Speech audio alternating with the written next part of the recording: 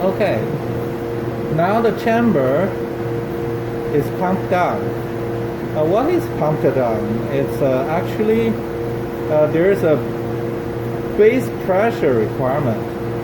So for us to run any recipe, the chamber pressure needed to be lower than 8 millitorr. So minus 3 torr, that's millitorr. So lower than 8 millitorr, you can run recipe. Okay, so how to do it? So stop batch, that will give you the recipe setup. Okay, normally you will look at this window, etch back short, because every time after you finish depositing something, data deposition is everywhere. Also on the substrate holder, on the sidewall, and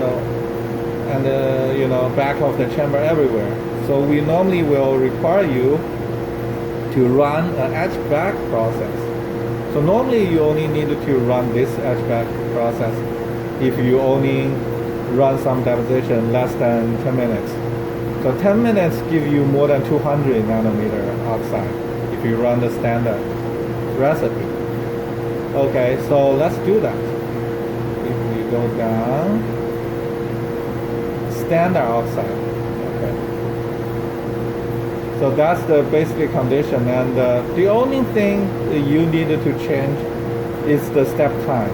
Now it's 10 minutes. 10 minutes will give you like a 220 nanometer to 250 nanometer, depend on the chamber condition. So you may ask, what is chamber condition?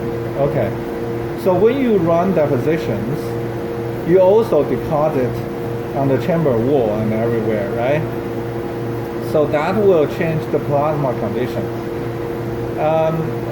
After a certain time, of course, the chamber condition will be stabilized. So that's why when you come in, especially if somebody before you make the chamber really dirty, so the channel staff will come in and wipe the chamber. So you got a fresh chamber. So that's when the deposition rate changes dramatically. So what you should do is make sure you know what's the deposition rate, right? The safe way to do it is you will run so-called condition process. Use your deposition condition to run like a 3 dummy wafers. Okay, so today we did a little bit of chamber clean, not really a wipe down, but I vacuumed the chamber.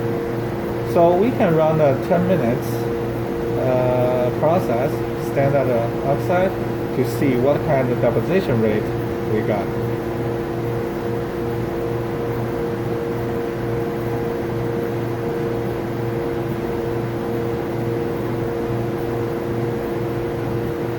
So nothing. So let's click start batch again. Yeah, something.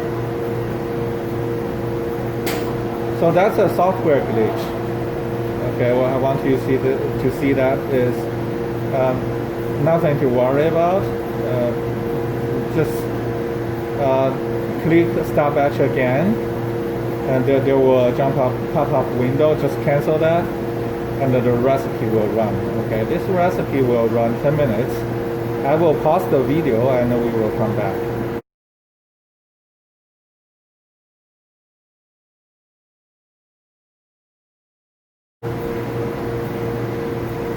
Okay, now you finish your deposition. You already took out your substrate, right? And close down the chamber and pump down. So is that all? You finished? Not yet. So remember, all those silicon dioxide or silicon nitride films you deposit not only on your substrate. but everywhere in the chamber on the substrate holder. So we should remove those films. Otherwise, those films will build up and will come off like snow, okay? So do we want snowing? No. So let's run some etch back to remove those films. So same thing, just like run a regular recipe, you go to start batch, right? Then you come to select recipe, exactly like what you do. So they're etch back short and etch back long, right? So normally for most users here at channel, you just run a very short deposition. So the etch back short will work. If you run a really long time etching, like a deposit like a 500 nanometer or more, then you use a different recipe, okay? So basically, if I click this, you will see the recipe here, like the first step, it's at a 300 millitorr, it's about 5 minutes. This is at the 800 millitorr and 10 minutes. So you don't need to change anything actually. You just come here and start. Sometimes these things happen. I'm really glad it happened during this demo. So when you click a star, nothing happens. Okay, not a thing. So what you can do is start batch again. You see, it started. It's a software glitch. Actually, don't start here, the pop-up window. Click cancel on the pop-up window. You see the recipe is running. Yeah. So basically, you start, nothing happened. Then you say start batch again. It started, but you need to cancel the recipe select window.